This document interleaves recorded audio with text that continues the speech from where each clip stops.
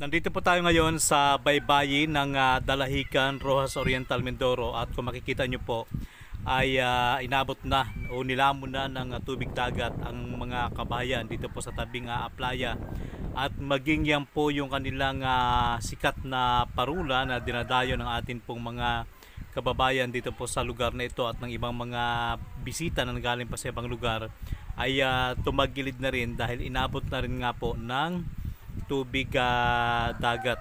So marami pong mga kabayan dyan po sa unahan yung hindi na mapakinabangan dahil nga po inabot ng tubig dagat, at ito po ay pinaniwalaan nila na dahil daw po sa dredging. Inulit po natin ito po ay matatagpuan dito po sa Dalahican, Roxas Oriental, Mindoro. So ayan po, napakalalaki ng mga alon kahit nandito ka lang sa tabi. At nakakatakot mag swimming dahil parang tatangayin ka kapag ikaw ay maligo dyan sa dagat.